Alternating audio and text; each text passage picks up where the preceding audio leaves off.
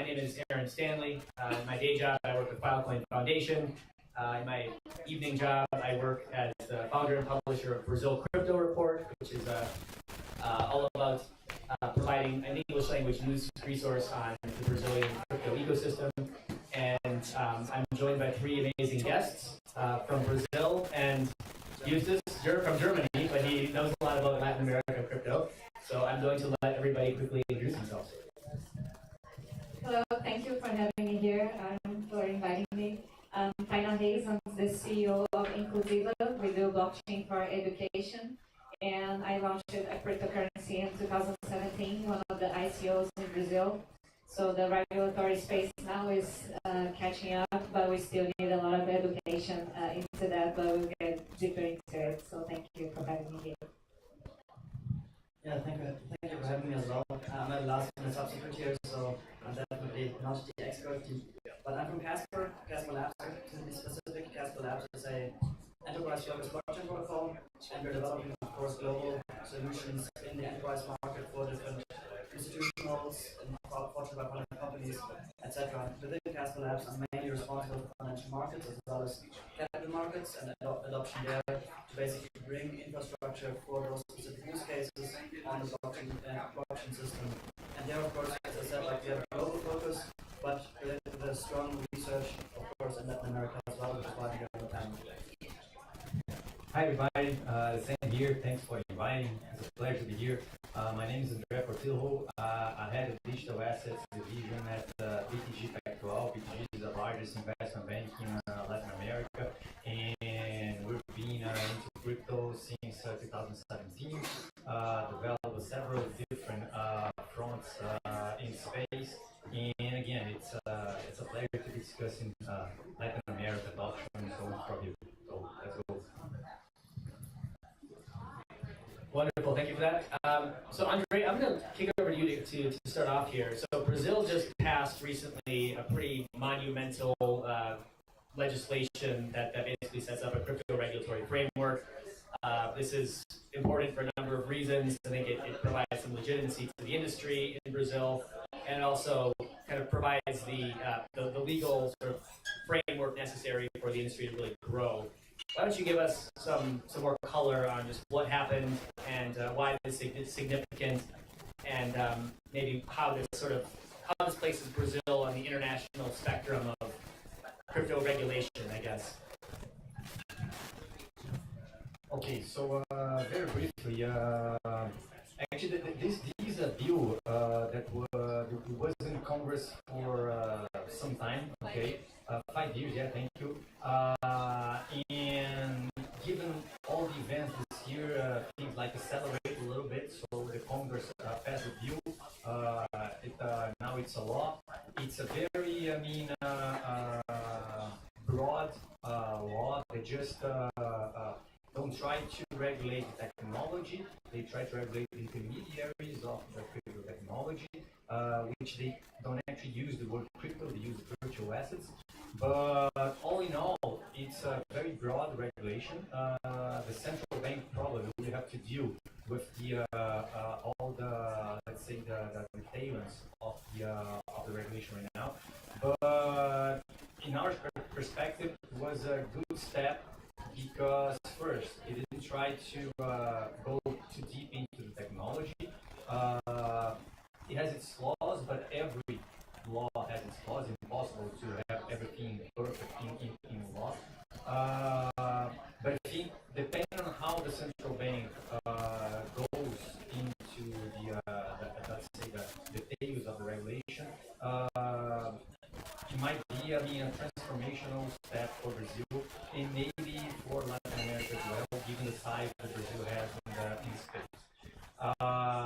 The other thing that is very interesting to notice is that the Brazilian central bank is with a very forward-looking view of how to use crypto technology. And if you take that, actually being very short and explaining, the inspiration is all the DeFi space. Okay, so basically central bank, it's building, let's say, more permission, if that's possible, that DeFi permission space, but that's what they would try to do. regulated space where the financial industry can develop. Uh, and it's very interesting to know because Brazil has some specific points that might help a lot in these adoption. First is what I said: the central bank is with a very forward-looking view. Second, Brazil has a very sophisticated financial industry. Okay, we have already very robust payment system. The banks are very robust in Brazil. And third, Brazilians they adopt technology very fast.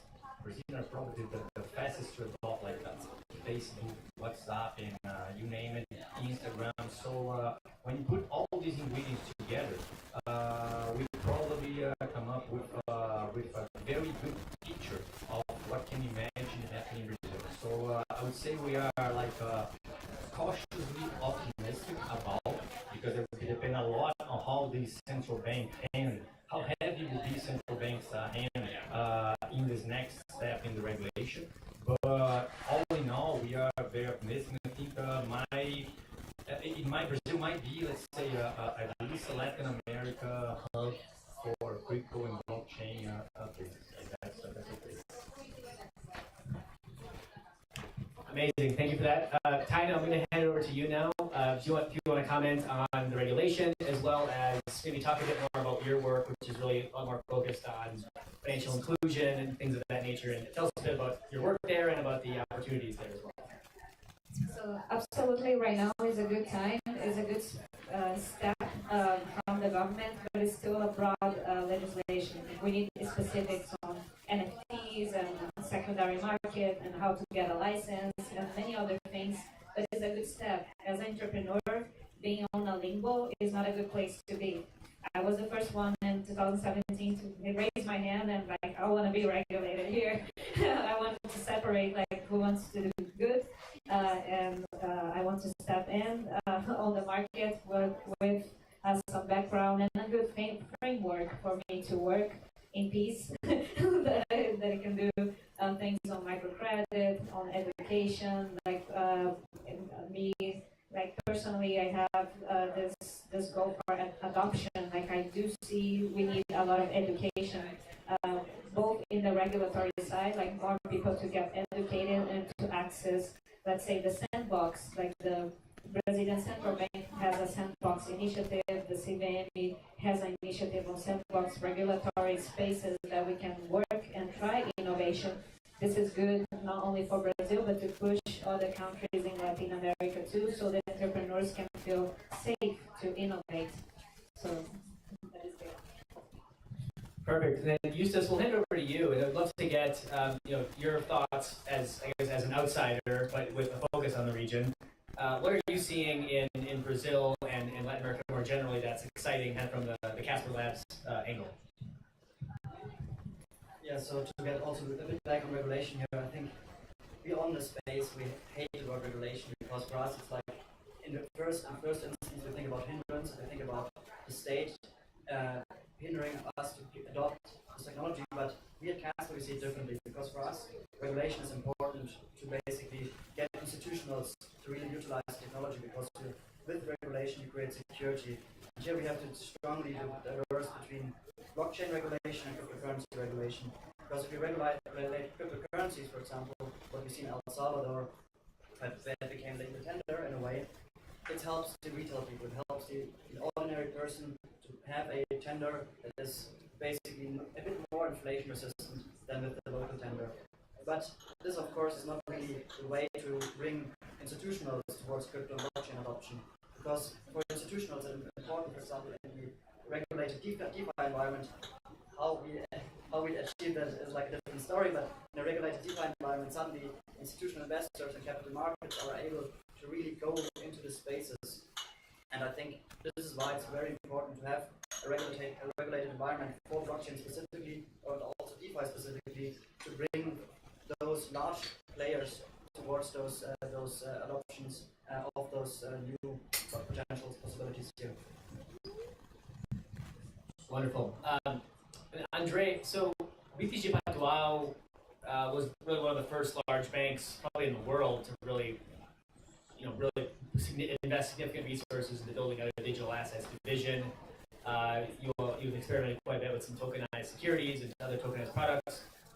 You recently launched a crypto exchange or crypto platform for retail investors. And I think this is quite, and basically every other major bank in Brazil has done the same thing. They have some type of, every major investment broker or bank has some type of crypto platform that retail investors can use at this point. And from my vantage point, like in the U.S., like we're a long ways away from that ever happening. I can't go to like Wells Fargo and be like, hey, I want to buy some crypto, right? So in that sense, like Brazil is very far ahead from the U.S. in this regard, I think, which is quite interesting. And I would just like you to kind of comment a bit on, you mentioned a bit earlier about how the Brazilian financial system is quite innovative and Brazilians are quite quick with adopting new technologies.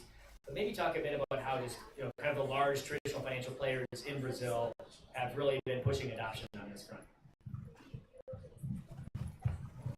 Well, I'll give some of our perspective, okay, and just how our understanding evolved in these last 5 years. 5 years in crypto looks like 50, right? Because a lot of things happen. So we start trading crypto, okay, as a trading strategy, and as we to be able to do that, and as we start to play with the technology and understand more in terms of the theory of technology, it was becoming clearer and clearer that this thing will transform or potentially will transform how the financial system works. And BTG is although we are big, we're a very dynamic organization. So for us, I think we're seeing this as a huge opportunity for us to build market share for the future, to be able to pioneer in, let's say, what I call the next rails for the financial industry. And so for that is what's the obvious path to follow. I will not say every other major bank have the same view, although in the last year the mindset evolved a lot in the other larger institutions, like retail institutions. At BTG we had an advantage because all the retail business we built already digital, so we don't have like physical branches. That's very different from the big retail banks in Brazil that have lots of physical branches. And so for us was the obvious path to move. I would say some other banks are getting to have these mindset right now. Others are viewing as client-based growth opportunities because the demand is there. Our clients are demanding, okay, guys, we want to engage with crypto with you guys. We already have our account with you guys. Okay, we have some part of the customers they can engage with, let's say, 100% crypto firms, intermediaries, but others they don't feel secure yet, especially after last year. Okay, so can you imagine the guy that wants to want to start have some exposure to crypto, but I'm a little bit cautious, and then come last year, this guy will at least some months forward the decisions. And having more traditional institutions offering the services, I think might help to bring these people in. The challenge is for us to be able to balance, okay?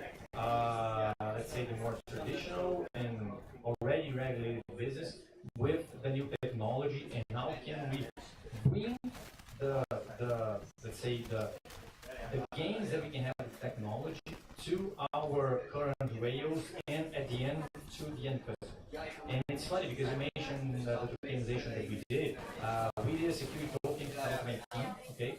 But at the end, we did because we want to test in practice the technology, okay? And it wasn't, in that sense, it was a success. It was a very small issue. But at the end, right now, what we don't do other projects like that, because right now, if I want to do, let's say, a security token, another one, and offer to the retail in Brazil, I'm going to have to do all the regular standard things that regulatory requires us to do. And then on top of that, I don't need to do all the token stuff and tokenization. So right now, it would be more expensive for me to use the technology. And should be the opposite. So hopefully, like you mentioned, the sandbox that we have not only the security regulation, but also at the central bank level, the regulation will evolve and will allow us to really use the power of the technology to get rid of a lot of the steps that we have in the legacy infrastructure, and then be able to start offering all types of products, 100% crypto products, tokenization products, financial products, tokenized financial products to the end customer.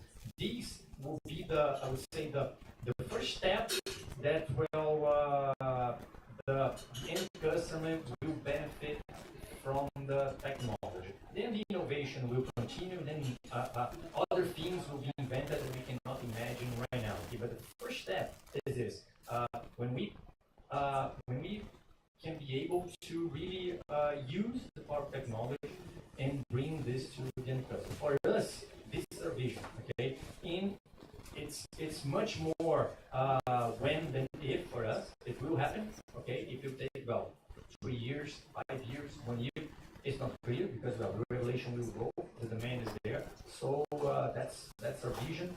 And I think more and more the traditional industry in Brazil are having the same mindset. Tyler, do you want to talk a little bit about some of the use cases that you've been working on in Brazil? We've heard a bit about some of the investment and some of the tokenization aspects from Andre, but what are some of the other things that you're working on kind of from the more of the financial inclusion perspective? Yes, absolutely. The technology can help for financial inclusion. It's more affordable.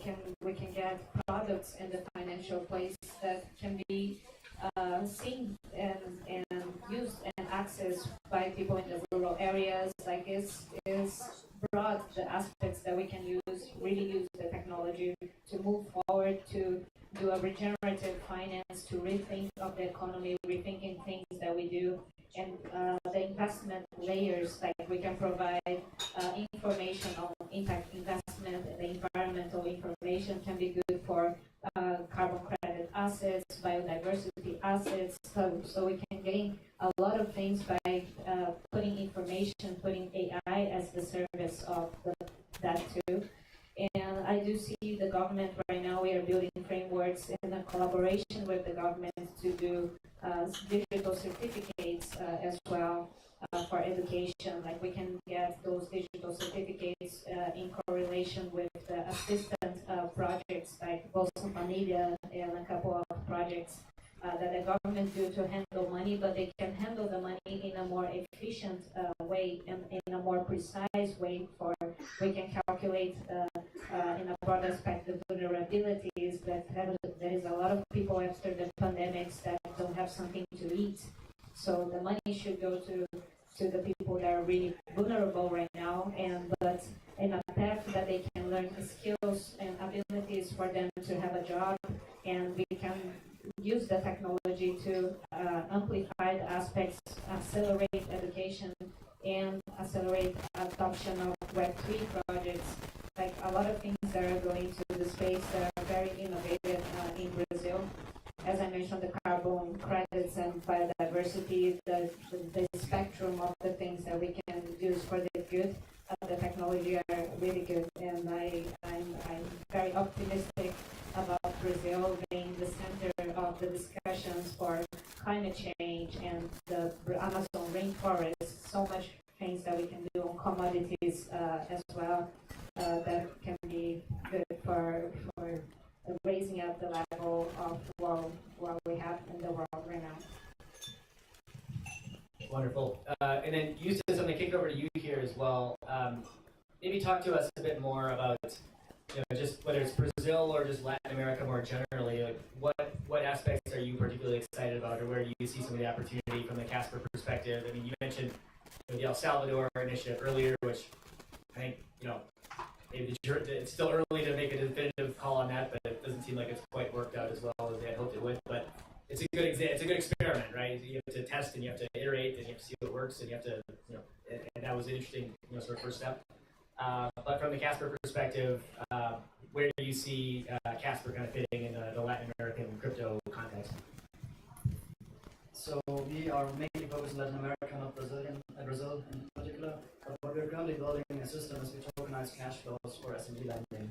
So basically, we have an algorithmic representation of cash flows for the algorithmic representation of the SME bonds that are lent out. And there, we specifically build a factoring use case where we build a factoring marketplace for SMEs and like really small players as well in the global supply chain, especially in Latin America, to tokenize those cash flows and bring those to a marketplace where other investors are able to buy those tokens and get over the cash flows in the cycle, which of course improves hugely the cash conversion cycle for those small players within the global supply chain, which of course helps both parties. On the one hand, large players that can pay later, and as well as the small SME players, of course, in the supply chain to get basically their pay those invoices later as well. And this is, for example, one of the use cases we're currently looking on with a regional government within Latin America to bring this marketplace towards all the smaller enterprises within the specific country. Amazing, that's super interesting. I think that's definitely like something that's going to have a pretty wide-ranging application once it gets up and running, right? The use case there, the value proposition there is quite compelling, I think. One of the things I'm super interested in, especially regarding Brazil, is the predominance of some of these asset tokenization use cases. And Andre, you talked about this a bit earlier. You all were one of the first to kind of pioneer some of this stuff and test some of these things. Wasn't quite, shovel ready perhaps, but there's a lot of interesting other tokenization projects happening in Brazil, and you hear a lot more. I feel like there's a lot more companies kind of testing out some of these things in Brazil than there are maybe elsewhere. Even interesting things with like tokenizing the rights to like a football player, right? Where you buy this token that represents so when the player gets sold to another team, then if I hold these Neymar tokens, Neymar gets sold to their team, I get a little cut of the proceeds, basically.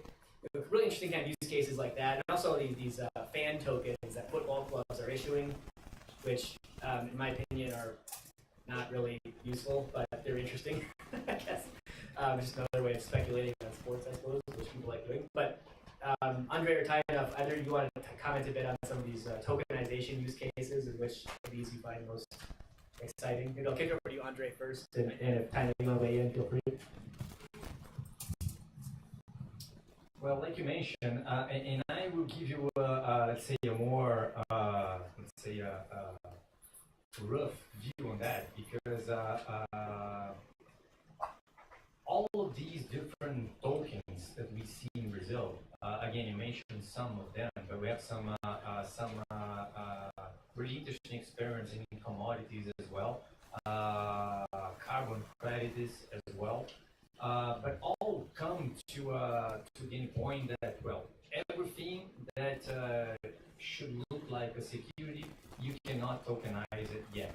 Or at least, like I said, you can, but you're going to have to use everything the traditional way would require, and then you give a token on top of that, which economically and business otherwise makes no sense at all. Okay, so the industry, they try to do whatever they can and make it don't look like a security. So every token project in Brazil, you're going to have to hire a good lawyer, decent lawyer, and they will tell you, okay, should this token treated as a security by the regulator or not?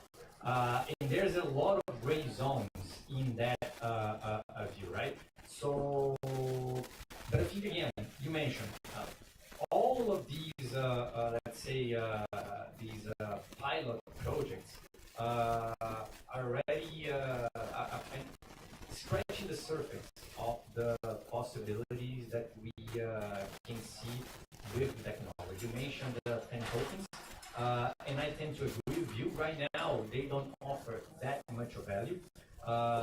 We partnered with Grêmio, a team, football team, a soccer team from the South Brazil, to try to change that. Okay,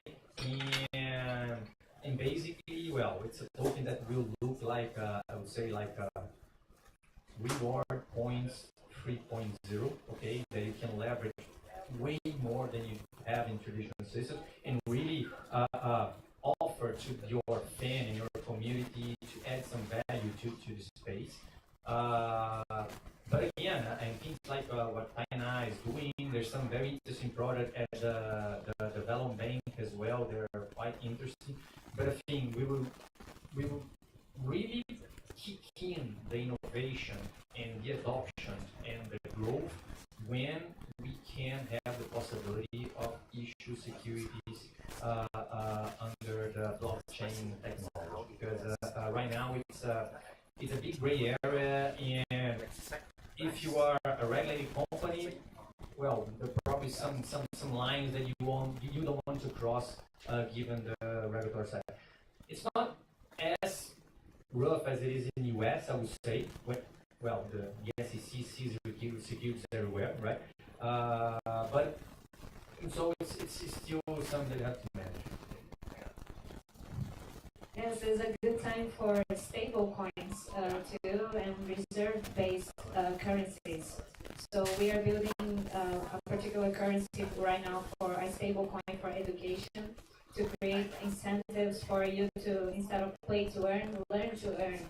So those tokenizations and good models that we can build around, especially education, like today, chat GPT, like people want smart answers today, not just a regular answer from Google. They want essay, they want like to be really smart. So I think the combination between AI, Web3, and really what we can bring as value to the day-to-day basis, like as commodities, for example, we can build a smart market for people to invest in agro in Brazil, and they can do that from anywhere in the world by investing in soy and coffee and in women that produce coffee. So when you get to the value that you can reach a small entrepreneur or a small farmer in Brazil by investing on the digital assets and getting to them directly, that is the benefit for all. So. Wonderful. Sorry, how much time do we have left? You can go over. Okay. All right. Well, Just to add, so Brazil doesn't use the Howdy test.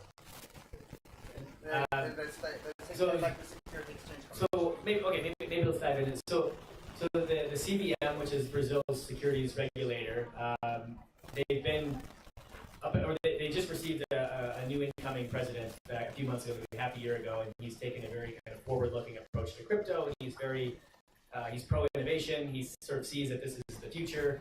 At the same time, he's also been asking some more hard questions about some of these tokenization products that people have been issuing. And I think the question would be, I think to some extent every securities regulator around the world is somewhat beholden to what Gary Gensler says, right? But maybe the question would be, to what extent does the Brazilian landscape on the securities crypto securities front maybe differ from what we see elsewhere in the U.S.? Maybe Andre, you want to take that? I would say, first of all, the view of the regulator in Brazil is not exactly how it does. Okay, it's similar but not exactly.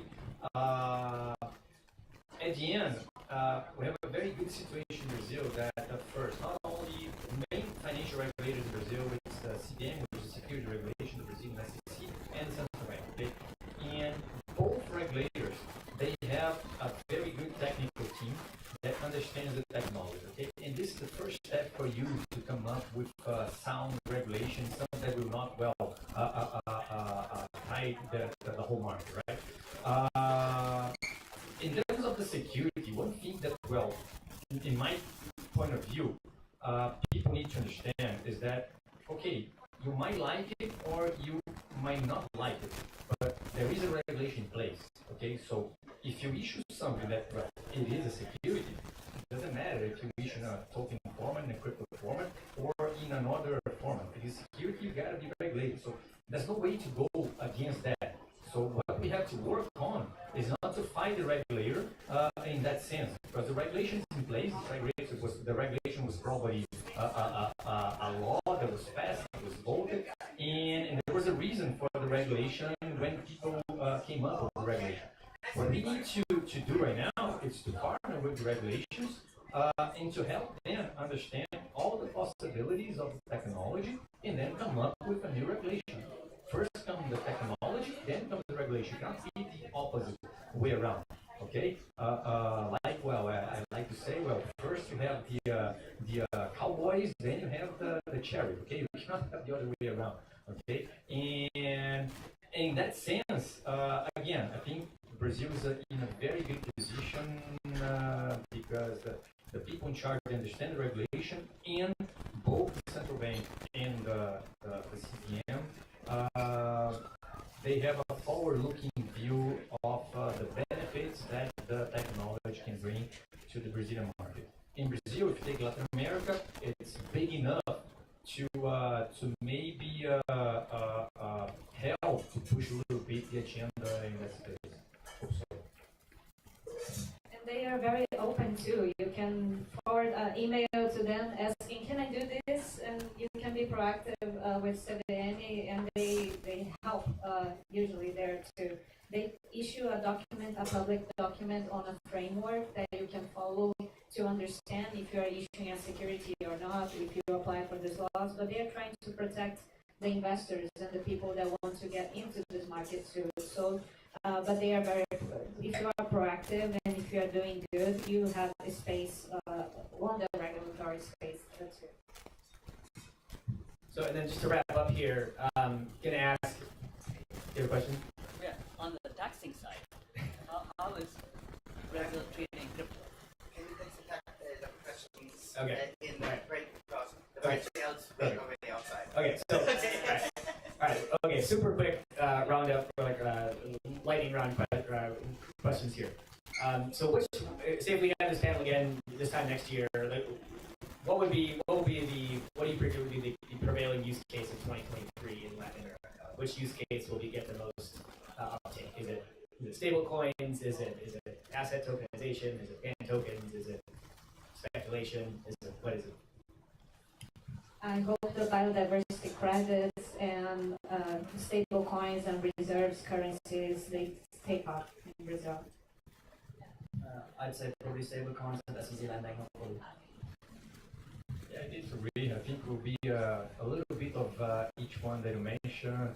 Again, we need to have the more clarity on the regulation from the central bank, and then I think things will move much faster as we have this clarity. Okay, so I mean, we're optimistic.